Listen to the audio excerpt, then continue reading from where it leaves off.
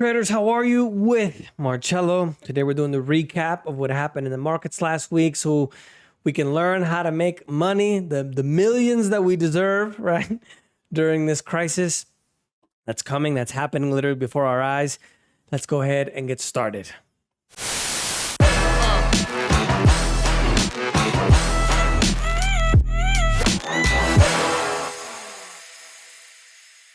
The central bank is making our lives absolutely miserable, right? They just raised the interest rates again this week, which was the biggest piece of news. We have a situation, if you guys didn't see the previous video, because you all should be seeing the videos every week, right? So what's happening is that we live in an over-financialized society. Let's call it that, right? What happens is during the crisis in 2008 and 2009, which some of you may not be old enough to remember or live through, the system literally almost collapsed. And so most of the developed countries around the world lowered the interest rates to the point that they were the lowest in recorded history. So what did that happen? That caused a boom in everything from stocks to real estate. Everything just exploded, and we're literally living in the bubbles of bubbles. When I was in high school, for example, some years ago, I turned 26 again this year. We never knew even the name of the director of the central bank. I forget the exact title name, but you guys know what I mean.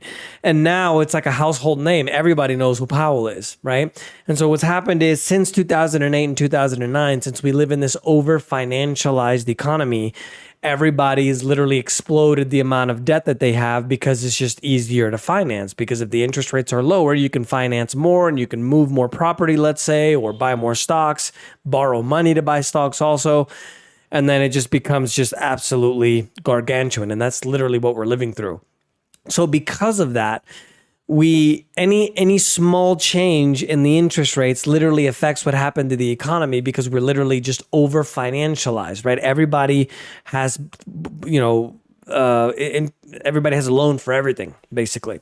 So that's basically the problem. And since they're continuing to raise the rates, that's causing the dollar to increase in value. And that's causing big trouble overseas because a lot of countries that don't have let's call it a par with the dollar, like the euro, which is 1-to-1, or the pound, which is, 110 or 115-to-1, for example, it's more valuable than the dollar.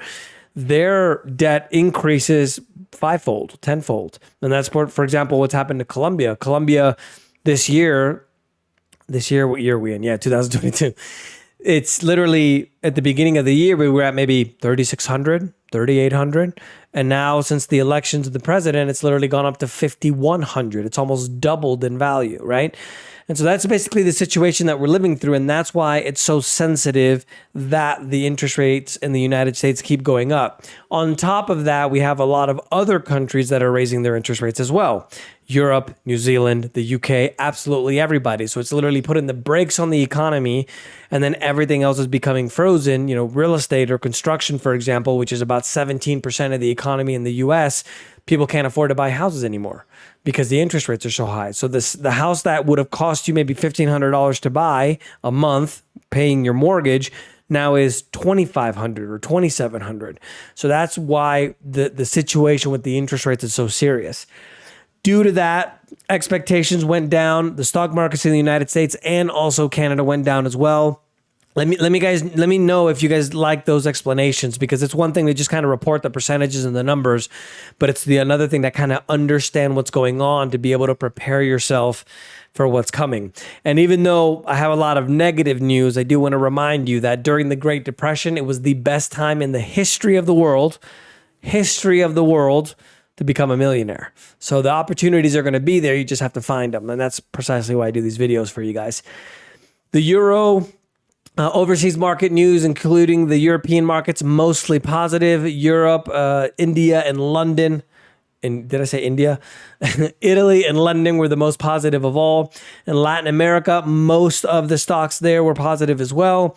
Africa and the Middle East, they were mixed, with Saudi Arabia being the only country, the stock market, that went down in the region. And if you guys didn't know, they were planning, I can't remember the exact number, but if you guys saw in the news, they're literally planning a city that's literally in a straight line in the desert, which cost $1 bajillion trillion. And they literally have already started building that city which is, I thought, something that was really interesting.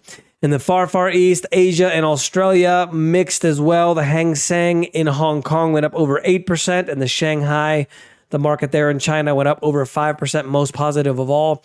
Bitcoin and crypto news. I honestly didn't have a chance to get all the news. There wasn't a lot of news this week with crypto, but the markets were up. Bitcoin was up 3.16% at 20,738, and most of the other markets were positive as well. Doge had a big, I got my thing here of Doge, don't I?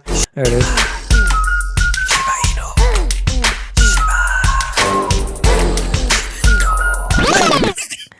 That was the Shiba button, not the Doge button. I gotta add my Doge button on here. But Doge had a huge increase after Elon Musk bought Twitter, and he's in a little bit of trouble as well with Twitter. We'll talk about that in just a moment. Commodities, weaker than expected factory activity data from China, and the COVID curbs that are starting to come off.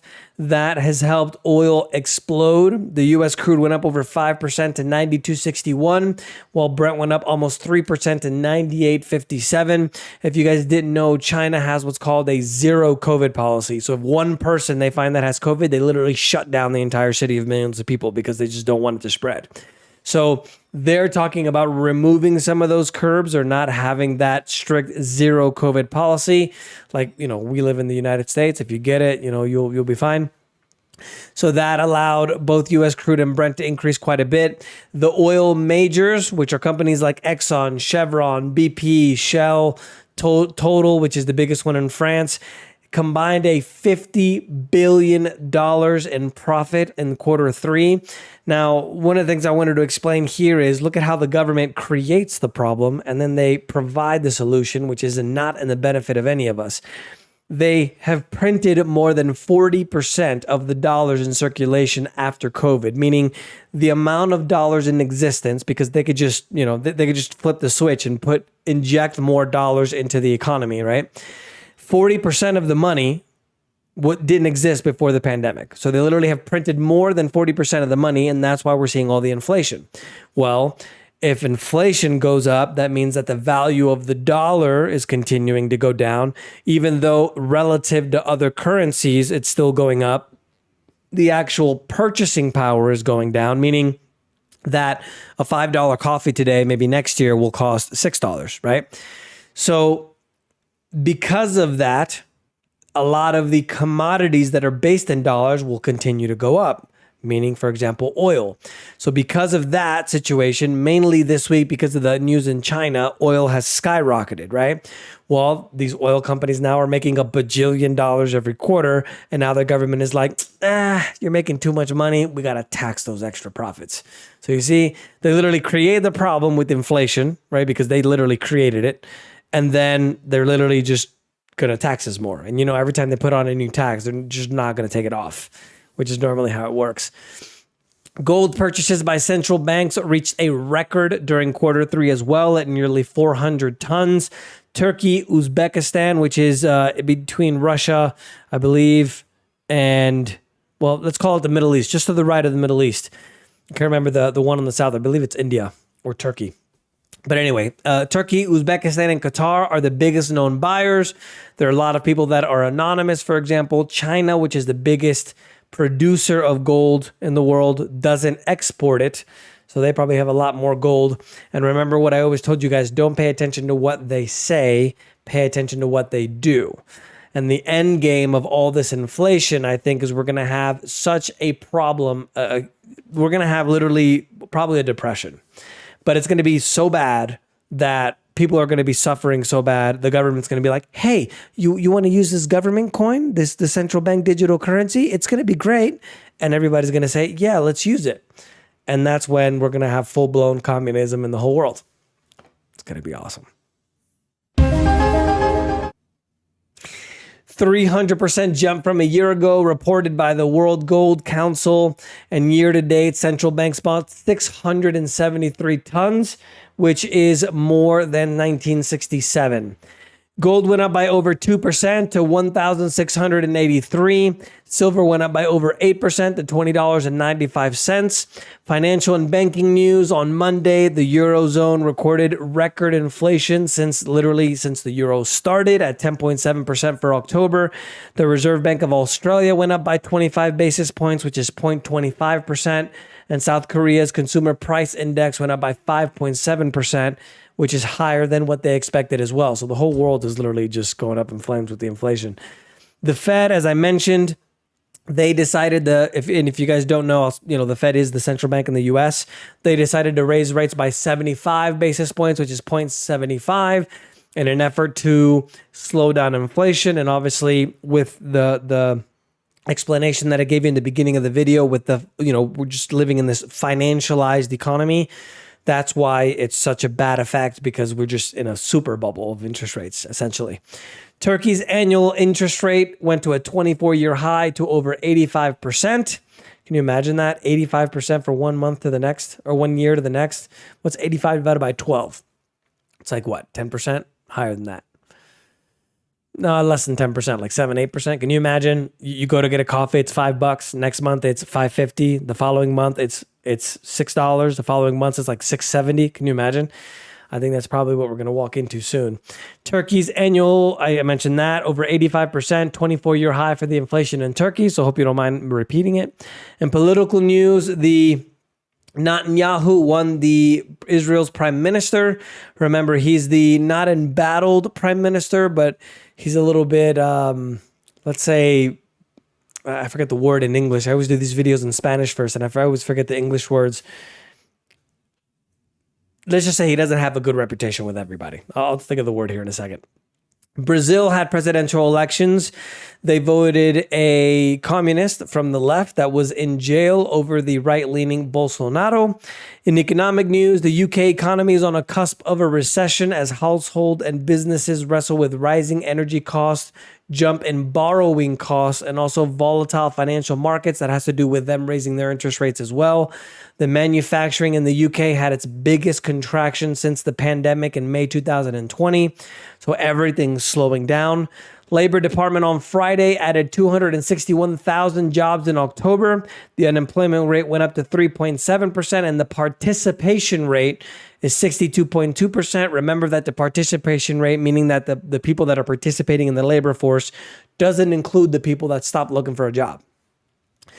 Labor market is also showing signs of pressure with the higher prices and stubborn inflation, including the rising interest rates and the weakening global economy. Corporate news, BYD, the company that stands for Build Your Dreams, which is the biggest electric car maker in the world, beat Tesla in the world's largest car maker, or car market, I should say, which is China. Their profit went up by 350% due to a range of products and strong sales. They beat Tesla in that market. Tesla also notified everybody that they were going to start shipping their new Tesla semis, which Pepsi put in their first order for those. Meta Platforms continues its carnage. It went down over 6% after their horrible Q3 financial results. Uber shares rose 11% despite having a net loss of $1.2 billion. I don't think that Uber's ever made money, ever. There was $512 million attributed to a change in the equity investments, of the valuation of those investments, which means they still lost over $500 million. And I don't understand how they're still making, how they living. And now in this economy, people are going to just continue to give them money if they're just going to burn through it, right? Revenue was up 72% year over year.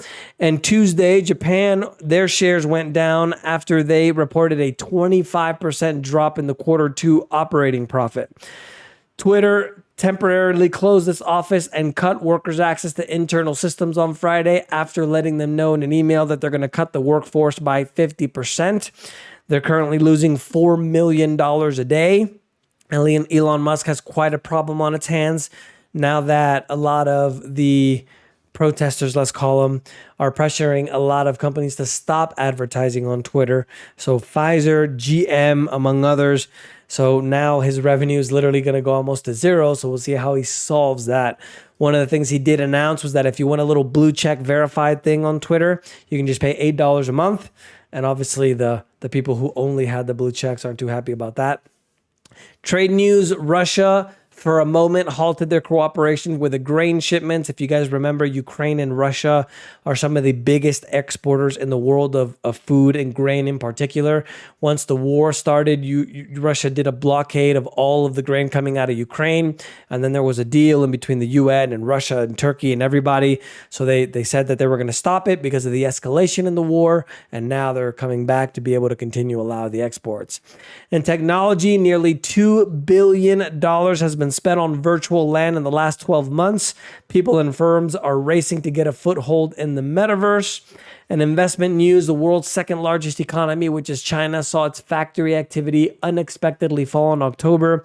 Obviously, this has to do with that zero COVID policy, but luckily they're looking like they're gonna cut back on that. North Korea sent 30 missiles on and around the sea in South Korea and Japan. They sent 4 ballistic missiles into the sea, while the U.S. sent 2 supersonic bombers over South Korea. So it looks like that's escalating a little bit as well. Unfortunately, we have seems like all these wars are starting in these rumors of wars, right? Ever since new president took over. An unusual facts, according to this is actually really interesting. According to an international study, scientists discovered reservoir 3 times the size of all the oceans beneath the Earth's surface be in the inner part of the Earth between the upper and lower mantle. I thought that was really interesting. All those conspiracy theories about those people living in the Earth. Dun, dun, dun, dun. And a hoard of nearly 1,000-year-old Viking silver was found after they were taking down a Viking cabin, which had wood that was rotten all over the place. Coins and rings and all kinds of stuff. That was actually pretty interesting.